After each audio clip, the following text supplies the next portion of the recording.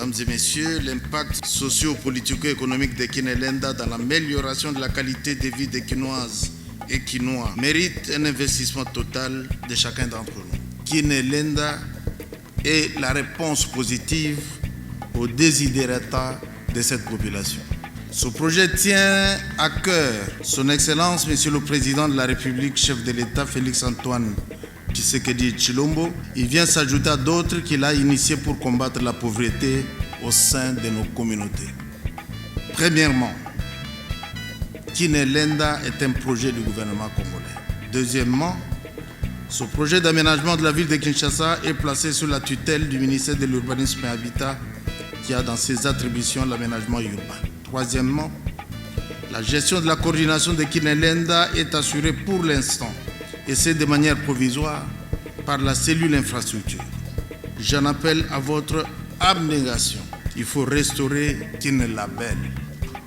La réussite de Kinelenda qui repose sur vos épaules donnera le sourire et la fierté à notre peuple. C'est par ces mots que je déclare ouvert l'atelier d'immersion de Kinelenda. Que vive la coopération entre la République démocratique du Congo, notre beau pays, et le groupe de la Banque mondiale.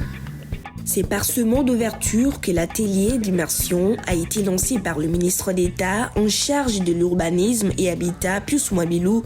Cet atelier avait pour but de mobiliser les parties prenantes au projet Kinelenda en vue de leur fournir des informations nécessaires sur ce programme de développement du gouvernement congolais, mais aussi connaître son apport dans la communauté kinoise. La Banque mondiale vient en appui au gouvernement de la République dans le cadre de ce projet Kinelenda avec une enveloppe de 500 millions de dollars américains.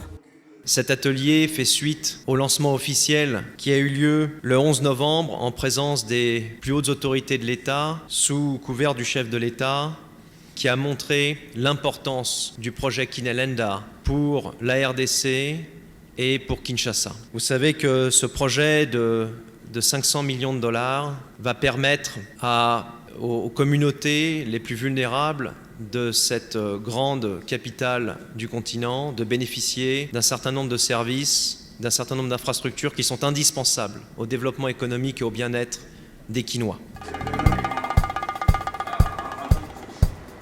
Notre projet vise à améliorer la capacité institutionnelle en gestion urbaine dans la ville-province de Kinshasa et l'accès des populations aux infrastructures et services de base. Pour cette première étape, les communes ciblées sont Kisenso, Lemba, Matete et Nji.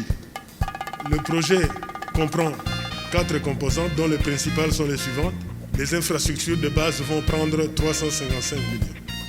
La composante 2, communauté inclusive, va absorber 125 millions et vise l'amélioration de la capacité institutionnelle de la gestion urbaine et l'accès aux opportunités économiques. La composante 3 concerne la gestion du projet. Comme vous avez pu l'apercevoir, le projet se déploie à travers 4 plateformes de gestion. Vous avez la cellule infrastructure, la cellule de développement urbain de la ville de Kinshasa, l'USEM et CEPO.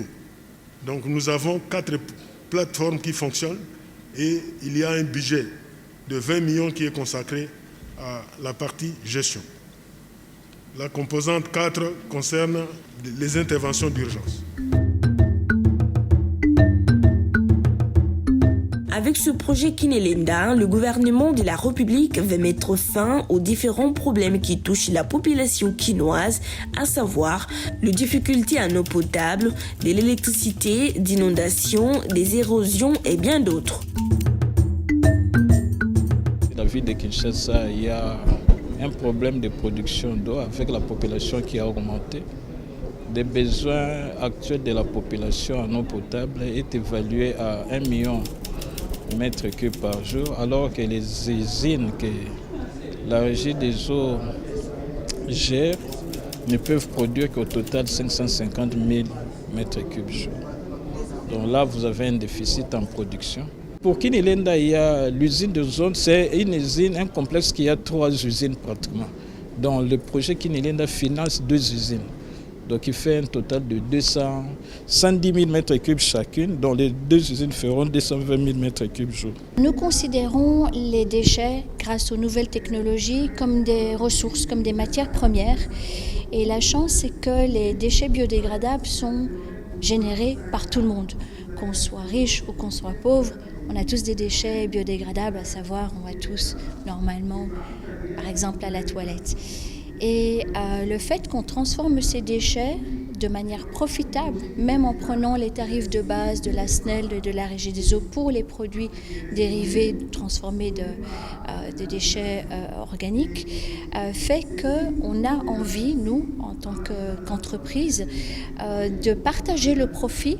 Et comme notre projet est transversal parce qu'on veut utiliser l'énergie des bioraffineries pour la mobilité verte, c'est-à-dire les véhicules électriques, pour recharger les véhicules électriques, que j'ai pu parler avec la société civile, un bourgmestre, qui sont évidemment concernés. Donc oui, l'atelier, je trouve que le choix des participants, que ce soit privé, secteur public, société civile, c'est un choix très, très pertinent.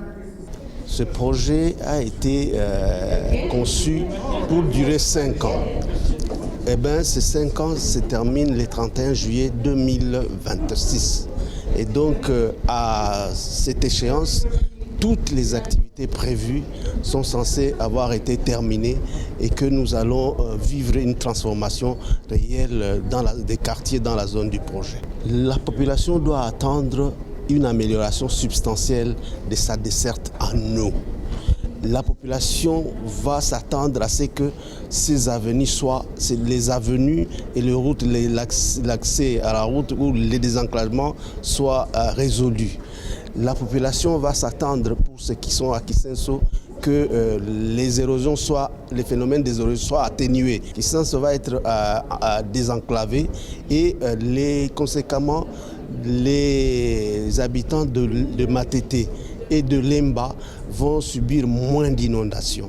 Ce qu'il faut attendre également, c'est qu'une forte population, les déshérités essentiellement, vont accéder à un emploi. Et là, je vous parle d'un nombre assez important qui est visé, c'est au moins à peu près 170 000 personnes.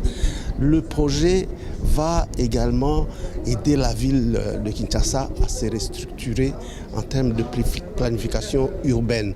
Il va également structurer en termes de gouvernance, notamment pour dégager les ressources nécessaires à l'amélioration de la vie quotidienne des citoyens, notamment en matière de gestion des déchets. Il s'y est de rappeler que le projet Kinelinda est un programme de développement du gouvernement congolais.